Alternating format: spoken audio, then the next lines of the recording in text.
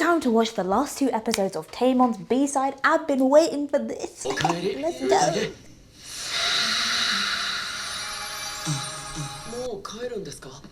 他の木下さんたちは中でコーラ飲んでますよ。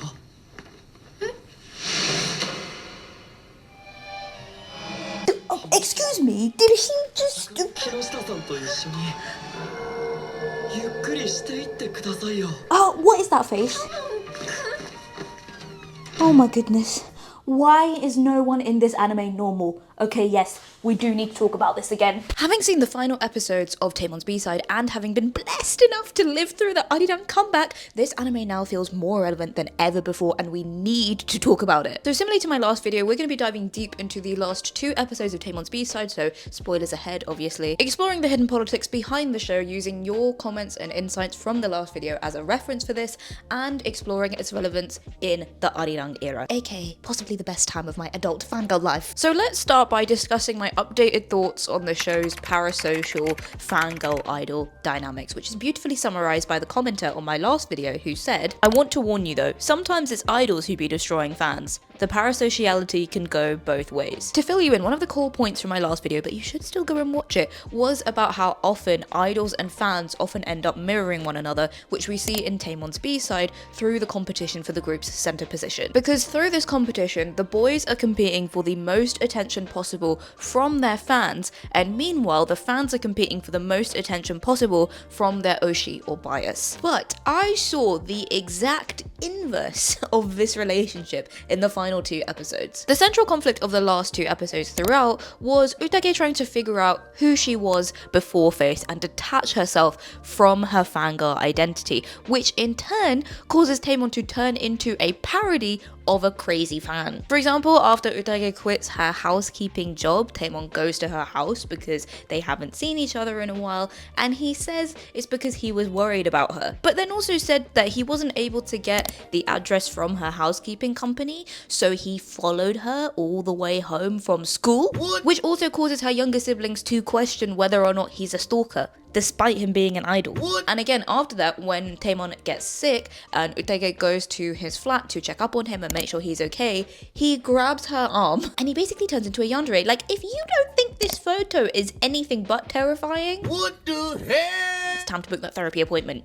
Okay. And I know this is all passed off as a joke because he's ill and it's meant to be based off of his like fever-induced delusions and hallucinations, but I still feel like it's creepy and it's still a physical representation of the power that he has for physical and emotional manipulation as an idol. And going back to the comment, I wouldn't go far as to say that Tamon is destroying Utage here, but rather that that destruction is something that him and Face do unintentionally just by being successful and aiming for, you know, the top spot. As I said, the main conflict of the final episodes of the anime is Utage trying to figure out who she was before Face. And we're shown through her backstory that she started listening to Face when she was going through a difficult time, when she was being bullied at school, ironically enough, for being boring, which is the dumbest thing I've ever heard, and truly proves that humans will just bully each other and find random, like, insane reasons to pick on each other, but that's a conversation for another time. And it's evident from that point that Face became basically her entire personality to make her less boring.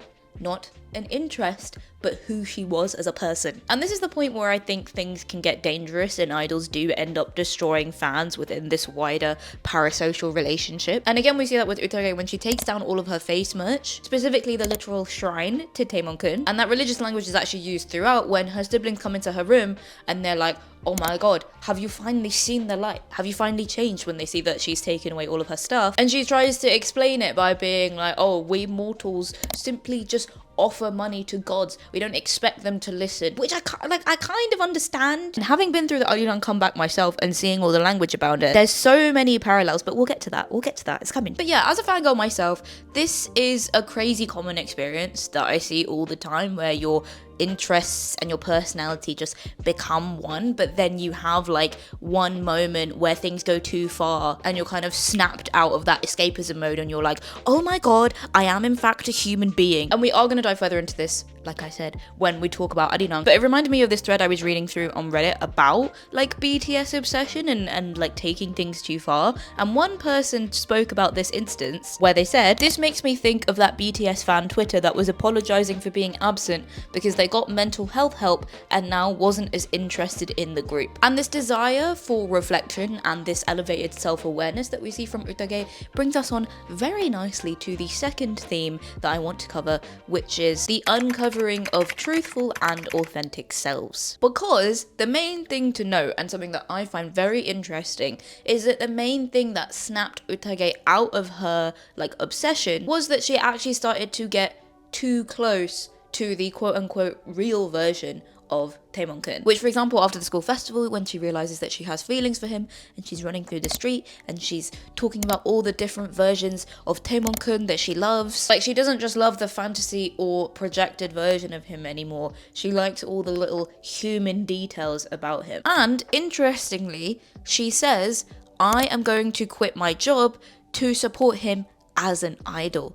Rather than, as we've seen previously, where she says, I want to support him as a god. And to add to that, the biggest contrast that I noticed compared to the start of the anime and the last 2 episodes was the way that Utage describes her position as a fan and the metaphors that she uses for that. In my last video, I mentioned that Utage described herself as a trampoline that wanted to catapult Face to stardom and help their success, and as something that simply orbits around the stars and as part of countless particles rather than something that, you know, gets close to them or pushes through to the center. And obviously it's also important to note that she uses those metaphors before she gets to know Face better, when she's either talking about them in a concert or hypothetically. However, in episode 12, when Tamon and Ori are at the school festival in disguise, she says, I want to protect this space. In the future, I want to become the atmosphere and just circle this area. And yes, you could argue that her wanting to be the atmosphere is similar to the disconnect of like being a trampoline or a particle, but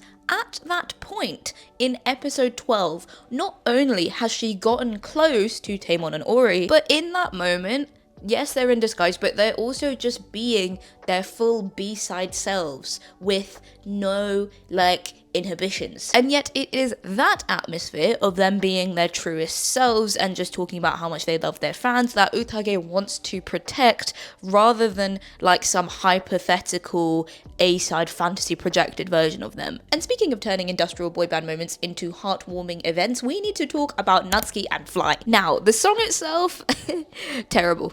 Like, if Plastic was a song, that's how it would sound. Do you know what I mean?